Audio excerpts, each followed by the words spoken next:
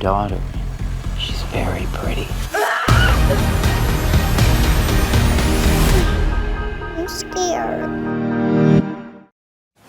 Welcome to DW Entertainment. I am your host, Megan Basham, and this is your one-stop source for all things Daily Wire entertainment. That's going to include comedies, dramas, but first it's going to include Shut-In, our very first original feature film that is premiering on February 10th, Thursday at 9 p.m. Eastern. You are not going to want to miss that.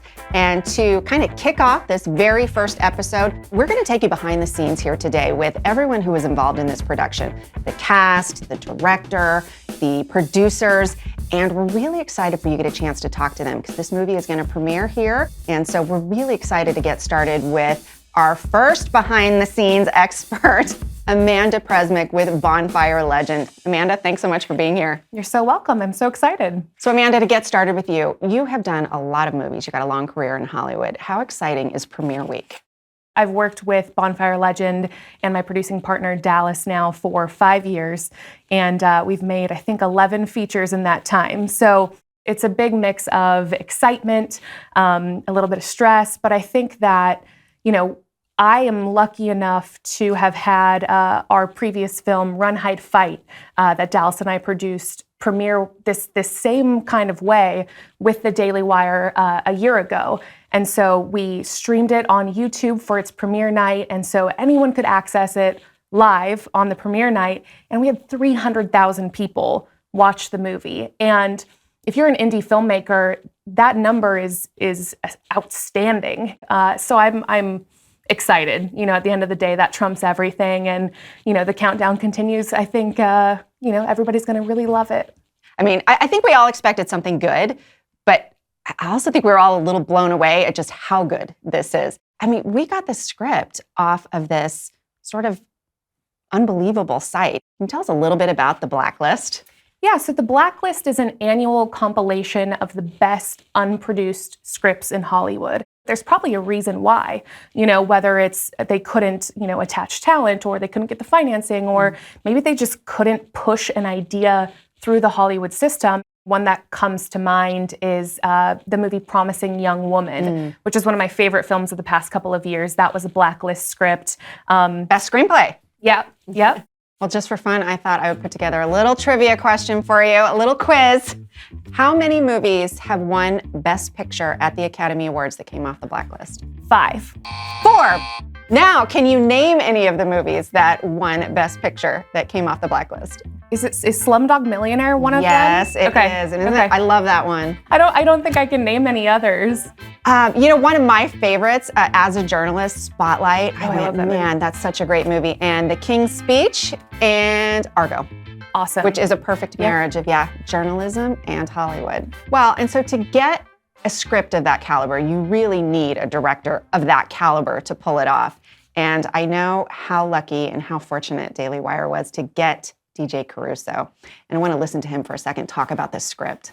I think the writing was something that attracted me right away, and the containment of the story. It was such a big story in a small setting and a small containment that it reminded me of a movie I directed years ago called Disturbia, where you have a person in crises going through so much, and you have to tell that story within the confines of, in Disturbia it was a house, and here in Shut-In it's a house as well, but also ultimately she ends up in the pantry for a large portion of the movie. So how can you tell a story about a character going through so much in such a confined space? It's a real challenge as a filmmaker. So that was the thing that really stood out to me. So Amanda, you know, I have to tell you, when word broke that we got DJ Caruso for this movie, I immediately went to Twitter. I had to see what social media had to say. And one of the first things I saw was, oh, the Daily Wire, they're serious about entertainment if they're getting DJ Caruso. So I mean, I kind of laughed and went, yeah, we're serious. So tell me how serious we were once we knew we had DJ Caruso. DJ actually had been in the conversation with New Line Cinema when they were developing the movie at a much bigger budget level. And so when we got the rights back and we were going out to directors, it was really important to us to get somebody with a Hollywood caliber resume to bring this story to life. And so, we reached out to DJ, and one of the things he said to me was, he had read this script back when New Line was going out to directors, and they ultimately attached Jason Bateman. So that tells you, what kind of level we're talking about. And DJ said, I fell in love with the script from that moment. He knocked it out of the park, and it was great to work with him. Well, and he was facing such severe sort of limitations on how far out he could branch the story, where he could go with it. I mean, it had to stay contained in this one room, and you're looking through, more than half the movie at one actress. No, stop! Wait! Little girl. So I'd like to bring in casting director David Guglielmo to talk about how hard it was bringing together the perfect cast for such a small, limited amount of roles. Hey, David. Glad to be here. Talk to us about finding Rainey Qualley. How did you settle on this is the person for this part? For Rainey, she just gave a really great tape. And, I'm looking for two things. I'm looking for star power, and I'm looking for authenticity. And her accent was perfect. So it really felt like she was from that region, and she just has a quality that, she has a big space that she's kind of, when she's on screen, you want to look at her and you want to be in her shoes and follow what she's doing, even if it's just, cutting apples, right? Which she does in the movie. And I knew I needed someone really compelling like that. And I think she's going to have a huge trajectory as a movie star. So Rainey obviously has come from an acting family. She's been in a lot of productions, but she's never been number one on that call sheet. That's a whole different level of pressure. Here's what she had to say about that. This is my first time leading it and being number one on the call sheet, so it's exciting, and it's also a little bit daunting, and I'm hoping that I'm doing a good job. So David, you mentioned that audition tape. What was it in that tape that sparked you? Well, she had an intensity that was right for the scenes she was doing, but it's more than that. It's really just that inexplicable kind of star power, that kind of charisma, and she was very endearing, even though she was flawed. Right, the character is extremely flawed and very easy. It's very easy to have that character be unlikable, but I still really liked her. We actually have that audition tape, so let's take a look at it, and they can see what it was like to be you casting this movie. I'm clean since rehab, you know that. Mommy! Hush, Mommy's on the phone to Auntie Claire. Mommy, Mom! Do you want me to take a test? Mommy, please! That's so close to her performance in the movie. Okay, I just used my last minute, so I will take a test if that's what you need. I think there's a sense of vulnerability that we both share, and I was drawn to the hopefulness in her character, even though she's in recovery. She's had obviously a lot of trauma, and I think throughout the story she obviously deals with so much, and she comes out stronger rather than being defeated by this horrible series of events. Well, you guys have both worked with her for now some weeks. We thought it'd be fun to do another little trivia quiz here. This is a true or false game. Rainey Qualley appeared wearing only a fur in Mad Men. True or false? I think that's true. That is true. You both get thumbs up there. Rainey Qualley grew up without a television until she was 9 years old. Sounds False. true to me. False. Hollywood family, maybe false. It's a trick It's question. true. Okay. David got this one. Last question. Rainey Qualley has opened for Loretta Lynn, Hank Williams Jr., and Willie Nelson. That one's definitely true. That one is true. So, David, I want to ask you, she did have this sense of vulnerability. She had this real intimacy in the scene, and you don't really expect that from a newbie, but in a strange way, Rainey Qualley's not really that much of a newbie, is she? Because she's grown up watching this. She's part of a Hollywood legacy. Can you tell us a little bit about that? Yeah, well, I'm a big fan of her whole family, Andy McDowell and Margaret Qualley, both amazing actresses.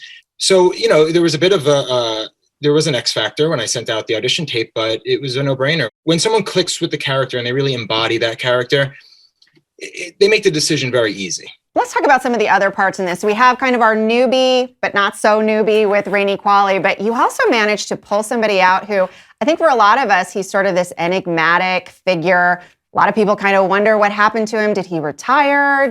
Where did he go? He's dark, he's shadowy, and somehow you got him to come out and be in this movie. Tell us about Vincent Gallo. Yeah, well, I am very, very proud of that. If you grew up wanting to make movies or making movies, indies, especially in the 90s or the early 2000s, you knew who Vincent Gallo was. You had Buffalo 66 on VHS or on DVD. That was a seminal film that was really inspiring to me, and a big reason why I'm sitting here, in Hollywood making movies. And he's, not only does he have an amazing career as a director, but also as an actor. And he always brings just so much intensity, so much gravitas to every movie he does. And I missed seeing him. I just missed seeing him on screen. What did I do, Jessica? Nothing. I was talking to Rob. What'd I do? Say it. I was talking to Rob, okay? I don't know. You said my name. Tell me what I did. Go ahead, tell me what I did. What'd I do? Vincent Gallo is just a beautiful wild card. He's a character, an actor that comes in so well prepared that you just you let him go and you turn on that button, you turn on that switch, and Vincent is just going and creating and doing all this great stuff within the confines of the script. Well, I think too, when you want to talk about authenticity, Vincent is someone who, came to set with such dedication, to the point where before he got to Nashville to make this movie, he texted Dallas one day and was like, I'm going to get a tooth pulled for the part. And Dallas and I were like, what? And he was like, yeah, the character, like he would be missing some teeth. I'm going to go get one pulled. And we were both like, Vincent, a perfectly healthy tooth? And he said, yeah, I have an appointment tomorrow. And, he, the next day, sent us a picture of his missing tooth. Missing tooth? His missing tooth. And, that's just like, that is amazing to see him perform. So it feels like we've covered the gamut here with this cast. We've got the ingenue in Rainey, we've got the cult figure in Vincent Gallo, and then we've got the classically trained theater-type actor in Jake Horowitz. So let's talk a little bit about him and what he brought to this cast. And it was really a pivotal role. Yeah, I'm a big fan of Jake. I know David is too. We've auditioned him before. He was in a movie called The Vast of Night a couple years ago that won Slam Dance, and so I'm a big fan of him as a performer as well as a person. And when we saw his tape for Shut-In, we were pretty close to shooting. A couple weeks out, we had seen a lot of different tapes for the role of Rob. And it was late one night and I clicked on his and I went, that's it. I remember emailing David and Dallas and just saying, he's perfect. I think that in preparing for Rob, it was a lot of listening and, watching information about addicts and about meth in particular and how quickly it can just turn you into something that you were not expecting to be and make you do things that you never thought you would do. So, to me, he's an addict before a bad guy or anything. He's just someone who we meet at a really low point in his life. And I think he's kind of like a Sam Rockwell, I think he's the kind of actor where drug addicts are very manipulative, right? That's how they get away with all of these things, and they get people to trust them and they get people to give them money and all of that. So, liking him and him having that kind of that boyish charm was very important. Well, and I think you can see the potential, right? Like this relationship has fallen apart due to their drug abuse at different times and in different ways, but they have kids together. And when you see Jake and Rainey in a room together, we see Rob and Jess, you can see the potential of what might have been or what used to be, and it's just sad because you can see chemistry, and there's this whole other story that doesn't exist about them having a happy life together, if it weren't for their struggles with addiction. There's one actor I've been dying to ask you guys about, and for me, I have a 7-year-old daughter, I have a 12-year-old daughter, and I watched Lucy and I went, that kid nailed that part. Lucy was perfect. How did you guys pull that off? I saw a lot of tapes, and I saw a lot of kids, and it's actually my favorite part of this job is I do a lot of kid searches, and it's the most rewarding thing because it's always their first movie, and it creates a lifelong passion and many times a lifelong career. But I just wanted to see everyone and find the next Dakota Fanning, really find a movie star. And she just had a read that was so nuanced and just lit up the screen. So, Amanda, so much of this is going to be portrayed as it's a thriller, it's suspenseful, it's dark, and yet I feel like I don't want that to be the overemphasis. And I want you to talk a little bit about how you brought out that sort of hopefulness and redemptiveness out of a story with some pretty tough but very real stuff in it. The movie, at the end of the day, is about a mom who is struggling, and probably more often than not, she's failing. She's a recovering addict, so she's failed way more than we, probably even know. But when we open on her, we are watching her try her damnedest, right? We're watching her try her hardest to pick up the pieces and, start over, whatever that could possibly mean to someone who's been through what she's been through.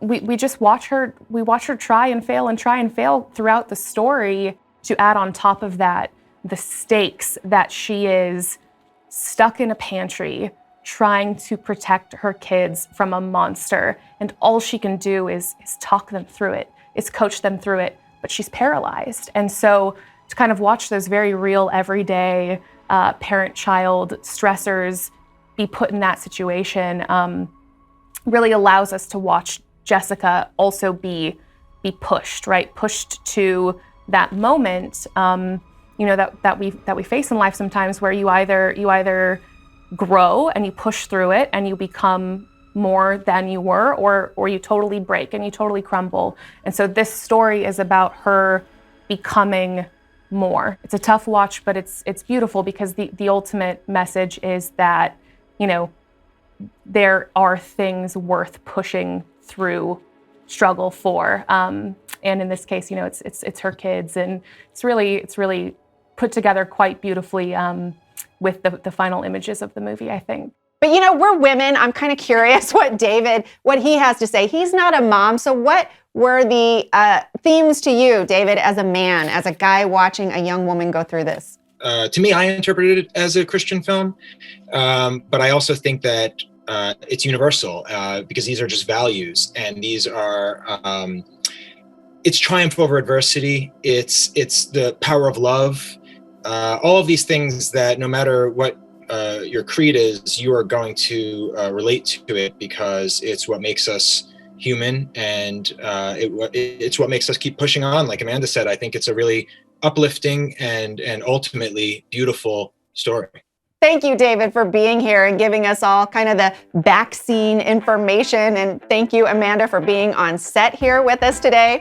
And thank you all for watching. You are not going to want to miss this premiere. Again, it is on our Daily Wire YouTube channel, February 10th, 9 p.m. Eastern. You don't want to miss it. I'm Rainey Qualley, and Shut In premieres this Thursday. I can't wait for you to see it.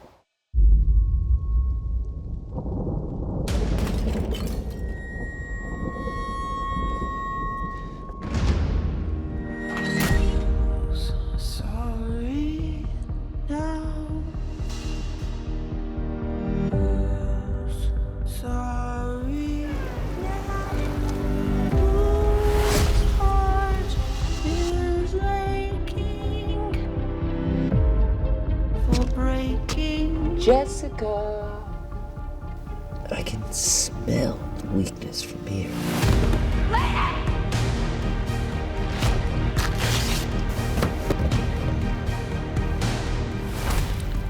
Rob owes me money.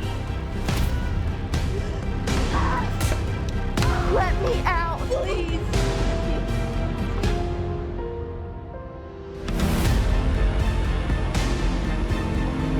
What good is this doing now? You had your way. I'm scared. Now you must pay. Your daughter very pretty.